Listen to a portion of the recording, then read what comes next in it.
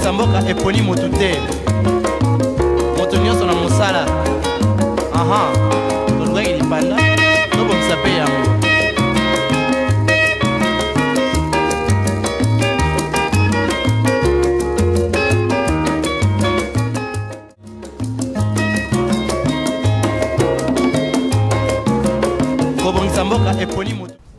Mesdames et messieurs, bonsoir. Nous savons très nombreux sur vos postes télévisés, surtout scotchés sur cette émission que vous aimez beaucoup, les 23 décembre, qui décrypte l'actualité politique, mais aussi qui capte vers les élections à venir. Vous savez que notre pays se prépare pour les élections, les dites élections qui vont définir les 5 années qui vont venir, les 5 années prochaines.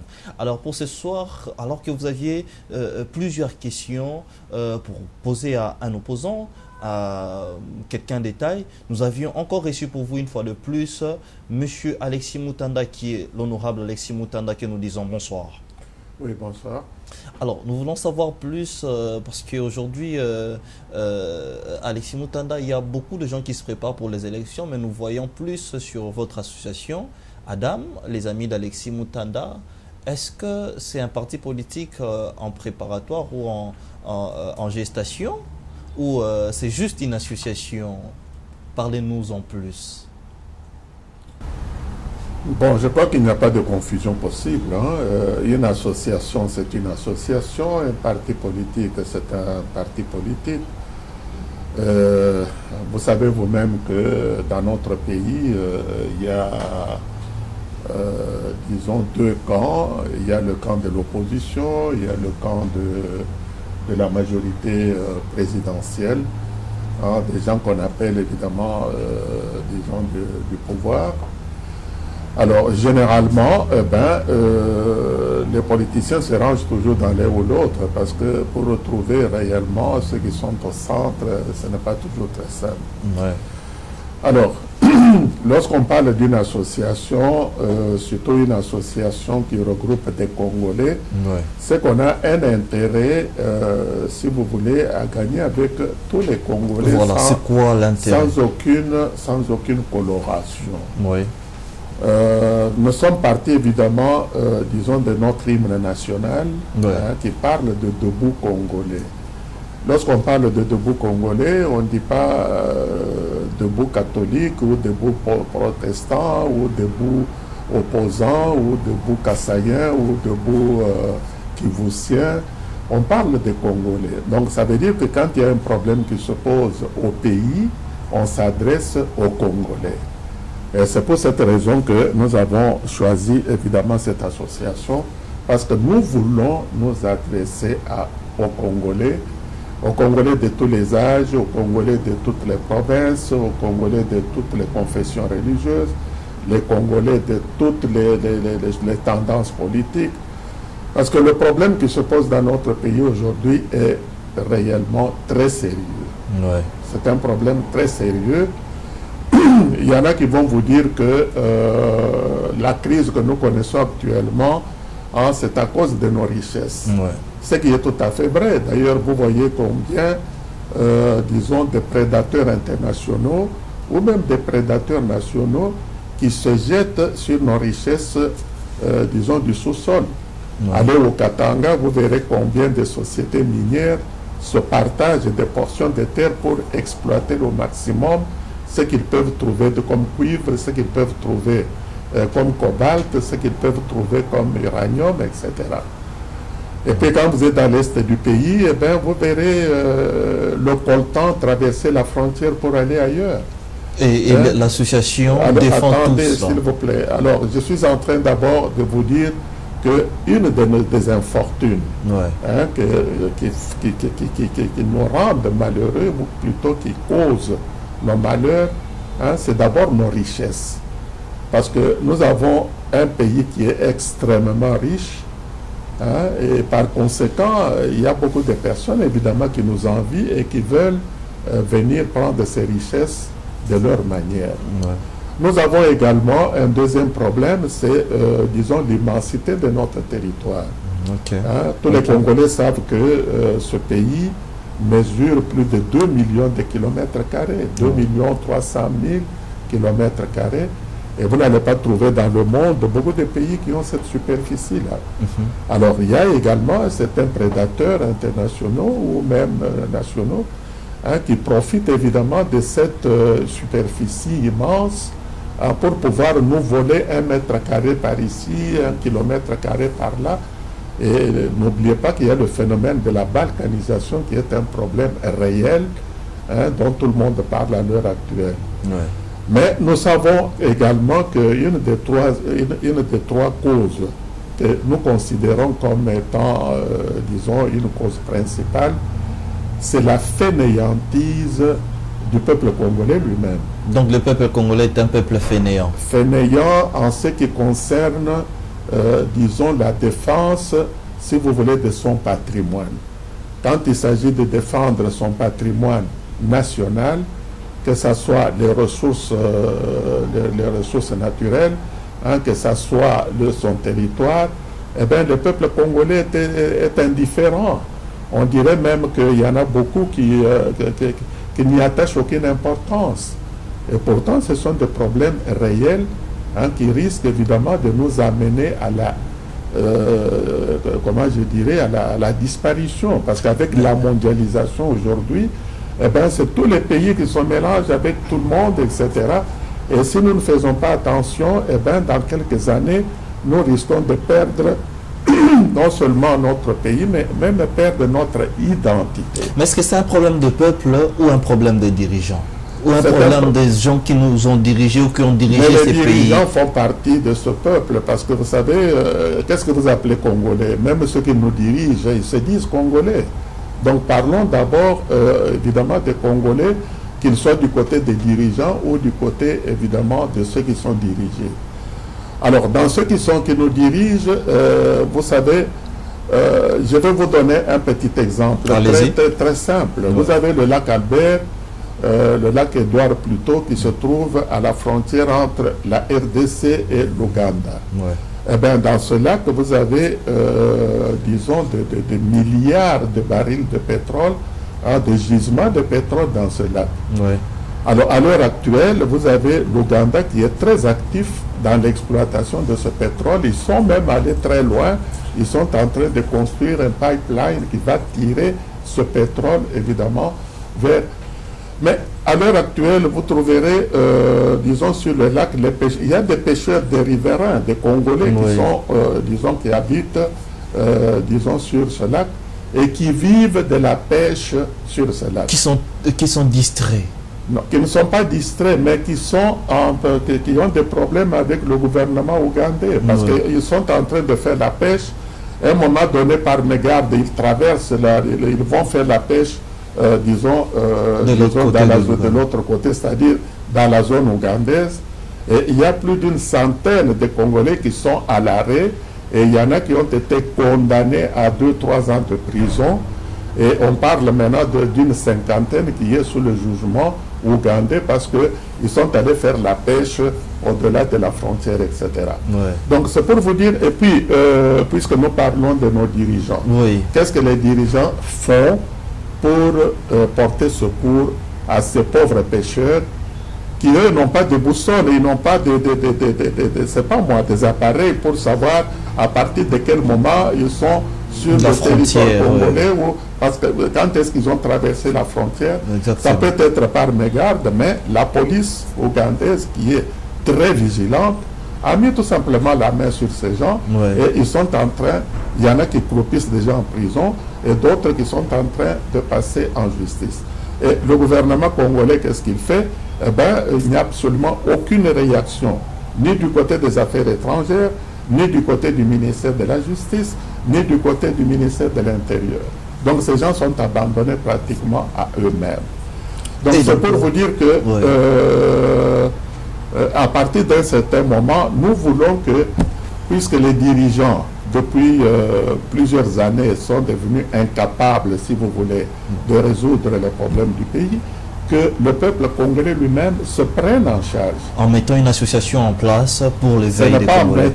Ce n'est pas le peuple congolais qui va mettre une association en place. C'est une idée que nous avons eue pour que nous puissions, avec cette association, avec l'encadrement que nous pouvons donner à certains compatriotes. Hein, essayez, si vous voulez, de conscientiser les Congolais, de conscientiser nos jeunes, de leur faire comprendre que le patrimoine qui nous appartient, nous devons le défendre, nous devons être debout pour pouvoir, disons, préserver ce qui nous appartient. Alors, parce que notre avenir, évidemment, est basé là-dessus. Si nous perdons notre sous-sol, nous perdons ce qu'il y a dans le sous-sol. Si nous perdons ce qui se trouve dans nos lacs, si nous perdons même ce qui nous appartient, alors, dans notre patrimoine, qu'est-ce qui va rester? Qu'est-ce que nos enfants et les petits-enfants et ceux qui vont venir, les générations à venir, ils vont vivre de quoi? Parce que nous parlons d'un pays qui est riche, et je vous dis entre guillemets que le pays est très riche, mais vous savez aussi que même d'après toutes les statistiques, disons, des organisations internationales, le peuple congolais est rangé parmi le peuple le plus pauvre du monde. Un peuple qui est coupé dans la pauvreté. Il est coupé dans la pauvreté, il est coupé dans la misère, et il y en a même qui crèvent de faim, tout en étant évidemment dans ce pays où, disons, l'abondance devait régner. Donc il y a quelque chose de très sérieux qui est en train de se passer. Et l'image que beaucoup de personnes présentent, c'est les Congolais sont comme un pauvre, n'est-ce pas, qui est en train de mendier, mais qui est assis sur une montagne de richesses. Alors, voyez-vous, les deux choses sont contradictoires. Alors, vous êtes assis sur des grandes richesses, même vous-même, vous êtes mendiant, vous êtes pauvre, et vous avez la main tendue, et vous demandez de la charité à tous ceux qui passent. Et c'est ça que nous faisons aujourd'hui. Les Congolais sont devenus mendiants parce que nous mendions pratiquement ce que nous mangeons, ce que nous buvons, tout ça, ça vient de l'extérieur. L'organisation des élections, le financement de ceci, cela. Financement et même autres. Pour financer un petit pont quelque part, il faut que ça soit ou la Banque mondiale, ou l'Union européenne, ou le marché commun, etc. Est-ce que n'est-ce pas que c'est une politique imposée au Congo où il y a des gens aujourd'hui, par exemple le chef de l'État qui dit que nous ne sommes pas à l'ère où on doit donner des leçons au Congo. N'est-ce pas qu'il y a une politique qui a été imposée au Congo, difficile à être aujourd'hui à être enlevée au Congo? Mais je ne sais pas, quand on dit des leçons qu'on a données, on n'est quand même pas des petits gamins. Bon, essayons un peu de remonter l'histoire. Nous avons obtenu notre indépendance le 30 juin 1960. De 60 jusqu'à aujourd'hui, comptez, ça nous fait combien d'années? 58 ans. Ouais. Hein? Et d'ici 2 ans, on aura accompli 60 ans d'âge de souveraineté nationale. Et même de souveraineté internationale. C'est-à-dire que depuis 60 ans, le pays est dirigé par les enfants, les fils et les filles de ce pays. Mais depuis 60 ans jusqu'à aujourd'hui, au lieu de monter, d'aller très haut et de profiter de nos richesses, au contraire, on dirait que c'est une descente dans les enfers. Alors comment expliquer tout cela? C'est tout simplement parce que et nos dirigeants et le peuple lui-même, on est indifférent à notre propre destin. On croit peut-être que pour être bien, il faut que le Conseil de sécurité vienne vous aider, il faut que l'Occident vienne faire ceci, et maintenant ce sont les Chinois qui doivent nous construire je ne sais pas quoi, et nous-mêmes nous sommes même incapables d'organiser nos propres élections, et les leçons que nous recevons de nos amis extérieurs, c'est pratiquement tous les jours, et même dans des problèmes qui concernent si vous voulez, notre souveraineté nationale. Alexis Moutanda, beaucoup se demandent la question aujourd'hui de vouloir savoir est-ce qu'il y a des conditions pour adhérer à cette association? Est-ce qu'il y a un siège? Est-ce que vous pouvez nous en parler un peu succinctement? Mais bien sûr que le siège, on ne peut pas avoir une association sans avoir les statuts, sans avoir un règlement intérieur, sans avoir un siège social. Le siège social existe et puis il y a une structure, disons, à tous les niveaux pour pouvoir accueillir évidemment des membres qui s'intéressent à cette vision, parce que j'insiste sur le mot vision, c'est une véritable vision, une nouvelle vision, parce que nous voulons que ce pays, un peu comme tous les pays du monde, nous puissions être maîtres de notre propre destin, de notre propre avenir, que nous puissions être conscients que le ciel nous a donné beaucoup de biens, hein, le sous-sol, la forêt, l'environnement, et même le climat. Regardez la population, nous sommes plus de... Il y en a qui vous diront nous sommes 80 millions, mais ça c'est le chiffre d'il y a plusieurs années. On peut très bien dire qu'on est plus de 100 millions de personnes aujourd'hui. Eh bien, ça constitue un marché énorme, hein, un marché énorme, et puis une population qui n'attend que l'encadrement pour faire, évidemment, disons, l'explosion de ses talents et de ses qualités. Alors, regardez la Coupe du Monde, la dernière Coupe du Monde, hein, de football qu'on avait. Mais le Congo, la RDC ne se trouvait nulle part, alors que le Sénégal, la Côte d'Ivoire, l'Égypte, tous ces pays étaient là. Alors, c'est pour vous dire que il y a beaucoup de choses dont on a la capacité, la compétence, mais nous manquons de l'encadrement nécessaire qu'il faut. Alors, il faudrait que le peuple congolais puisse réellement réaliser, hein, qu'il a un destin et que ce peuple doit se placer en ordre utile, hein, disons, dans le concert des nations, et que nous avons un rôle à jouer. Et pour commencer, il faudrait d'abord que nous puissions résoudre les problèmes à l'intérieur de notre pays. Alors, sur base de toute cette argumentation, bien sûr, beaucoup veulent savoir, et nous voulons savoir, vous décriez un changement, vous décriez un leadership. Alors, nous allons aux élections. Pourquoi est-ce qu'aujourd'hui, Alexis Moutanda n'est pas candidat président de la République? Parce que nous pensons qu'il y a des décisions politiques qui peuvent changer toutes ces choses, qui peuvent booster les Congos à aller de l'avant. Oui, vous savez, ça c'est la conception congolaise des choses. Martin Luther King aux États-Unis d'Amérique a lutté pendant très longtemps pour les droits civiques. Et il avait brillamment réussi, même s'il a terminé de manière tragique. Est-ce que Martin Luther King était président des États-Unis? Indira Gandhi, ou plutôt même Gandhi, chose en chose... Hein, Gandhi, les Mahatma Gandhi et tout cela. Il était un grand combattant de la liberté, n'est-ce pas, pour l'indépendance des Indes. Et ils sont arrivés à devenir indépendants. Et vous savez très bien que l'Inde aujourd'hui est devenue pratiquement une grande puissance mondiale, hein, disons, dans le monde. Vous n'allez pas me dire que Mahatma Gandhi était, disons, président de la République des Indes. Donc, vous savez, ça c'est la conception un peu médiocre, n'est-ce pas, de la politique au Congo, de croire que pour qu'on puisse faire, qu'on puisse avoir une vision et qu'on puisse défendre cette vision, il faut nécessairement être ministre ou bien il faut nécessairement être je ne sais pas quoi, etc. Parce qu'en fin de compte, ce qui compte, c'est la vision, c'est l'idée, c'est l'idéologie. Mais n'est-ce pas que la matérialisation de cette vision demande aussi la pousse politique, demande aussi des actions politiques ou des résolutions politiques? Absolument, mais ça peut passer par la politique, parce que comme on dit, si vous ne vous occupez pas de la politique finira toujours par s'occuper de vous. Mais il ne faut pas croire, hein, disons que pour avoir des idées qui puissent aider nos compatriotes à améliorer, si vous voulez, l'image de marque de notre pays, pour qu'ils puissent être capables de défendre leur patrimoine, qu'ils puissent être réellement des propriétaires de leur pays, il faut nécessairement être ceci ou cela et tout cela. Donc ça, c'est une idée, disons, un peu biscornue, n'est-ce pas, de choses. Allez-y, institution.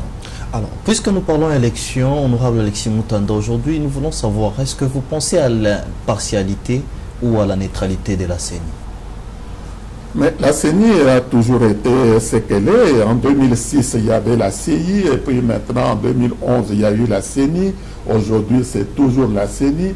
Et les organisateurs de cette CENI, c'est toujours les mêmes personnes qui étaient en 2006, en 2011, et puis actuellement. Et vous savez que ce sont des gens habitués à tricher. Ça toujours... En 2006, on était présent, comment, disons, ils ont organisé les élections de 2006. Et vous savez très bien comment ces élections ont terminé. Nous sommes sur le boulevard du 30 juin, et bien la grande bagarre, hein, disons, entre les candidats à la présidentielle au deuxième tour se sont retrouvés dans la rue avec des milices, avec des armes. Juste tout près de vous, en fait. Oui, pour démontrer justement que même déjà à cette époque-là, il y avait des injustices.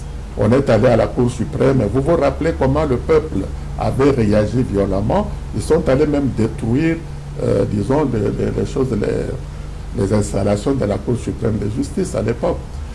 Et puis, en 2011, n'en parlons pas. En 2011, c'était tellement visible que presque tous les observateurs internationaux avaient donné leur avis pour dire que c'était des élections qui étaient pleines d'irrégularités, de fraudes, etc. Même l'Église catholique, qui est généralement très décente dans ce genre de choses, mais ils étaient très violents. Ils ont clairement dit qu'il y avait une fraude massive. Le centre Carter, qui est spécialisé dans l'analyse des élections, ils ont donné leur verdict. L'Union européenne était présente. En 2011, le président Tshisekedi, qui avait gagné ces élections au la main, eh bien, on ne lui a jamais donné, évidemment, l'occasion de diriger justement, il y a les observateurs qui ont dit qu'on n'avait pas de preuves. Maintenant, ce sont les mêmes. C'est le même gouvernement qui a organisé les élections en 2006, en 2011 et aujourd'hui. Donc ils sont habitués à tricher. Ils ont mis à la CENI évidemment des personnes de leur obédience. Et vous voyez très bien même de quelle manière ils ont préparé, n'est-ce pas, les organes comme la Cour constitutionnelle. Mais c'est sur base de cette thèse que plusieurs voix s'élèvent pour dire de boycotter les élections. Êtes-vous aussi pour les boycotts de ces élections où vous allez y aller? Parce que vous êtes candidat à député national. Oui, mais exactement, c'est ça le problème, parce que en réalité, on se trouve actuellement, que ce soit la classe politique ou même le peuple, parce que c'est le peuple congolais qui est le premier, c'est le peuple congolais qui est le souverain primaire. Toutes ces élections sont organisées pour que le souverain primaire puisse se prononcer et se choisir, disons, ses mandataires. Aussi bien à l'Assemblée nationale que dans les assemblées provinciales, à la présidence de la République et tout cela. Alors, il se fait justement qu'on se trouve aujourd'hui dans un dilemme, parce que ce dilemme consiste en quoi? D'une part, on avait fixé une date. C'est la date du 23 décembre où on devrait, tout le monde aller, disons, pour voter. Alors, si on veut respecter, disons, cette date, c'est-à-dire qu'on respecte, disons, toutes les dispositions qui ont été prises, par exemple, par la CENI, par exemple, disons, ces machines à voter, qui sont très discutables. Et vous n'y croyez pas toujours jusqu'à là? Mais ces machines à voter, il n'y a personne qui y croit. D'ailleurs, ce n'est pas seulement nous, mais il y a même des observateurs internationaux qui déconseillent ces machines. Il n'y a pas longtemps, le Conseil de sécurité, le gouvernement américain, avait donné son point de vue sur ces machines. En Argentine, on a essayé ces machines à voter, ils ont dû renoncer à ces machines. Il y a le gouvernement sud-coréen, qui est le pays où se trouve l'entreprise qui a produit ces machines, et qui a déconseillé également l'utilisation de ces machines.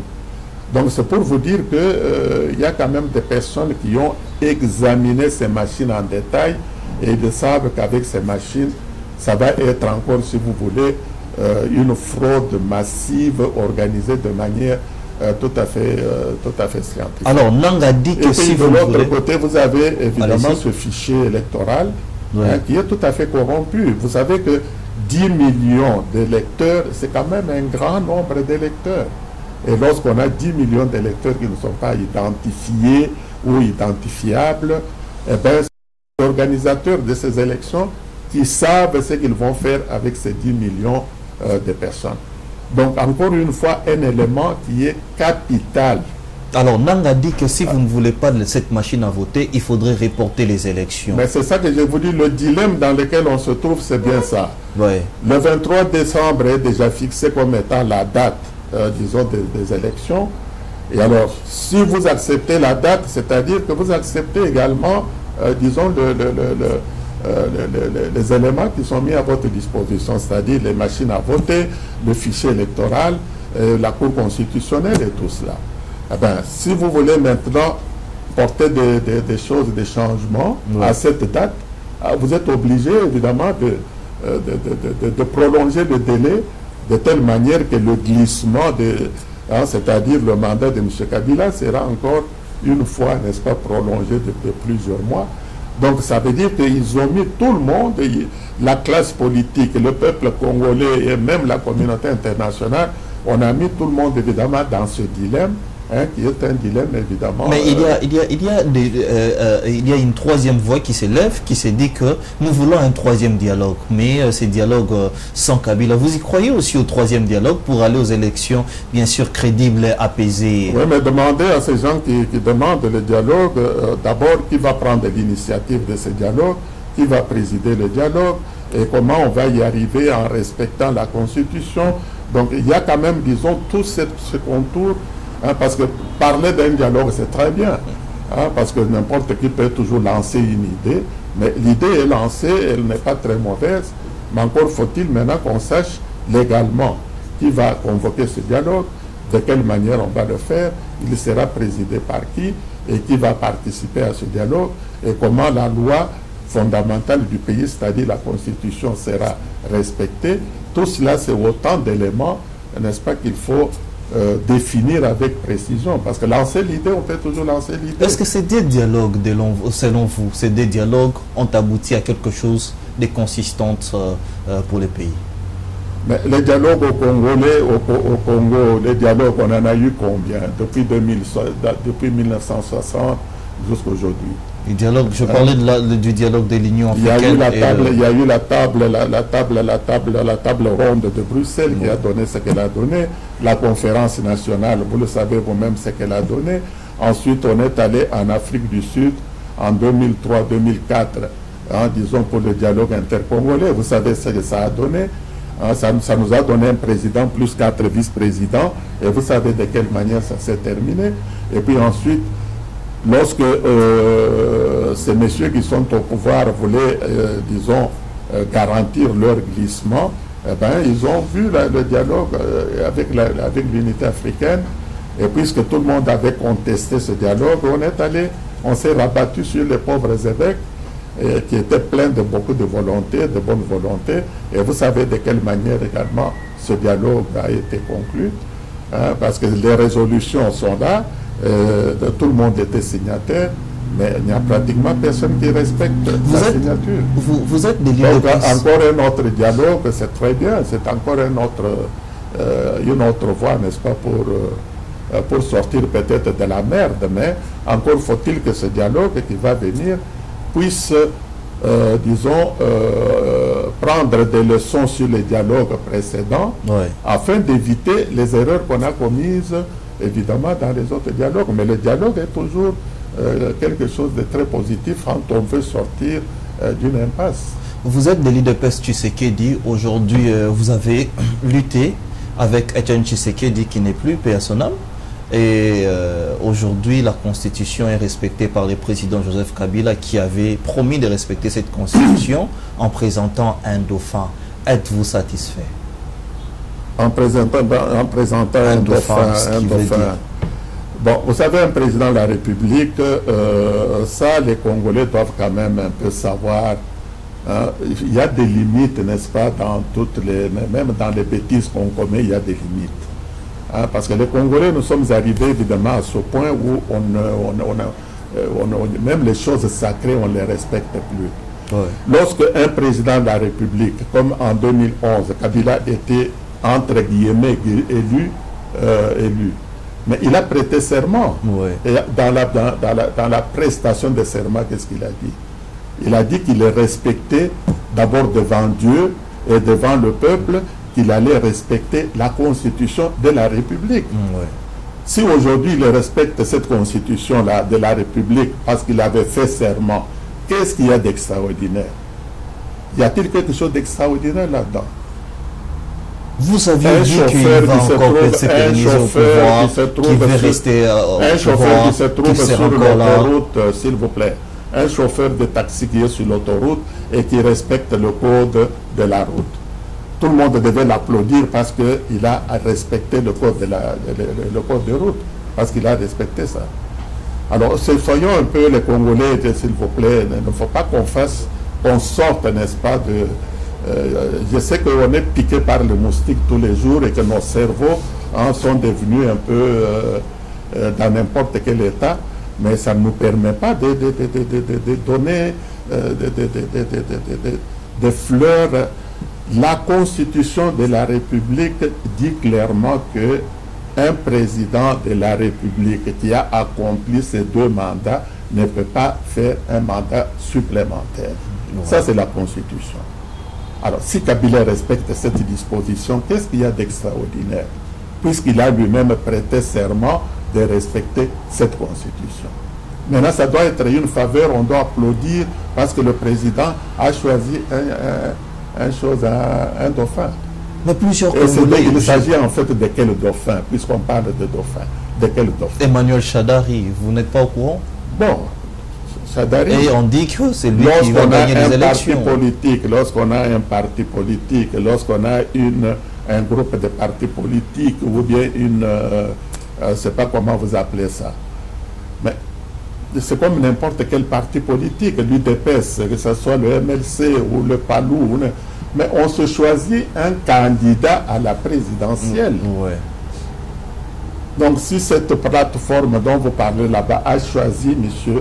Shadari comme candidat présidentiel, mais ils ont choisi un candidat présidentiel qui va représenter aux élections cette plateforme-là. Mais ils deviennent dauphins de quelle manière? Dauphins de quoi, etc. Mais ce Kabila a terminé ses mandats, il est en train de partir. Maintenant, la plateforme se réunit pour choisir un candidat qui doit aller aux élections.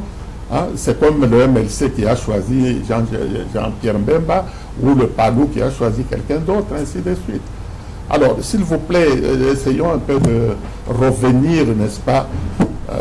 Je sais, comme je l'ai dit tout à l'heure, que les moustiques ont fait évidemment leur travail parce que finalement, même les cerveaux ne fonctionnent pas comme il faut. Alors, démocratiquement, il y a plusieurs opposants, une classe de l'opposition qui dit que c'est une victoire qui a été arrachée parce que vous l'avez taxé de vouloir se pérenniser au pouvoir, vous l'avez taxé de pouvoir rester là au pouvoir, alors que lui il disait qu'il y a évolution et il va respecter la Constitution. Et plusieurs se disent aujourd'hui que la démocratie, enfin que vous litiez autrefois, vous avez remporté une victoire. Mais je vois que vous insistez sur la même question. Vous voulez m'arracher quoi? Que je dise quoi?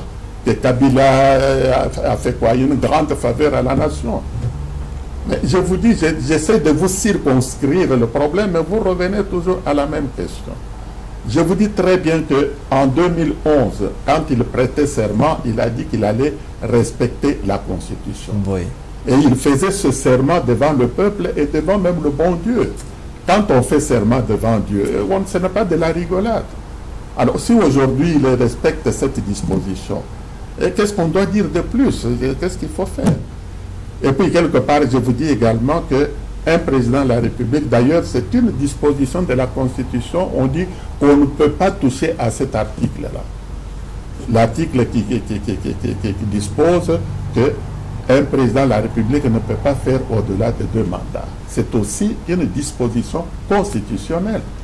Mais quelqu'un respecte cette disposition après d'ailleurs 2 ans de glissade, parce que vous savez que dans la Constitution, les élections devaient avoir lieu en 2016 et non pas en 2018.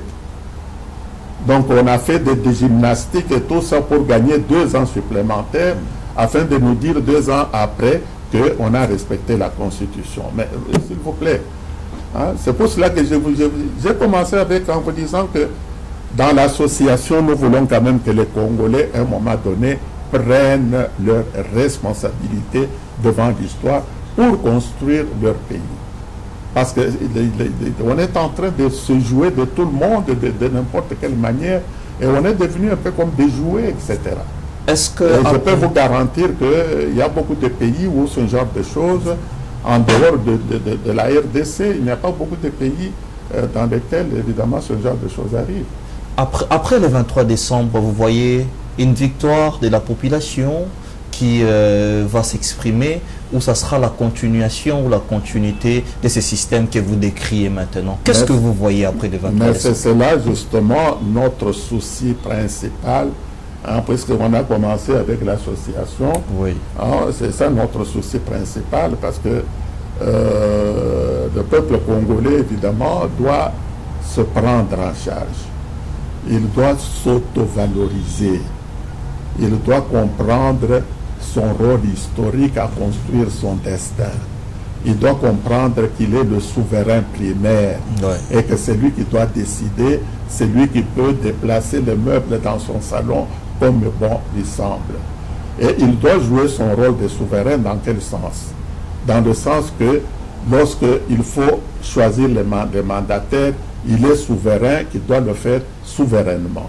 Et une fois qu'il a choisi ses mandataires, pendant le temps de leur mandat, il doit surveiller leur rendement et leurs, disons, prestations. Et à la fin de leurs prestations, il doit être capable de sanctionner positivement ou négativement les mandataires qu'il a mis en place. En ce moment-là, le peuple peut se dire réellement qu'il est devenu souverain et qu'il est devenu responsable. Parce que dans les pays où il y a alternance au pouvoir, et ces pays ont fait beaucoup de progrès, hein, aussi bien de progrès dans tous les domaines, à cause de cette réussite-là. Et c'est ça qu'on appelle la démocratie. Si le Congo veut devenir réellement démocratique, il faut que le peuple puisse devenir souverain de manière qu'il puisse exercer réellement sa souveraineté sur les mandataires, hein, qu'il peut se choisir librement. Nous vous remercions. Nous rappelons que vous êtes député national et candidat député à la nationale Lukunga UDPS Tshisekedi. Alexis Moutanda, merci. Oui, merci beaucoup. C'est moi qui vous remercie d'être venu à mon bureau et de m'avoir essoufflé avec vos questions. Parce que ce sont toujours les mêmes questions que les journalistes posent, mais ce n'est pas grave. Hein, comme on dit, la répétition, c'est la mère de quoi? De la science. Donc, on répète la même chose. Parce qu'on dit toujours également que parler, il restera toujours quelque chose. Exactement. Merci à vous, chers téléspectateurs, de nous avoir suivis. Restez branchés, nous sommes là. Le 23 décembre est votre émission qui parle beaucoup plus du processus électoral et tous ces enjeux qui tournent autour. Nous vous rappelons qu'il y a les dossiers de l'invalidation des candidatures à la présidentielle dont nous allons parler en long et en large. Adolphe Muzito, conflit avec son parti. Sami Badibanga qui a un problème encore des nationalités. Nous allons nous appuyer sur ces points-là et vouloir vous donner encore un peu plus mieux. Restez branchés sur nos antennes. Au revoir.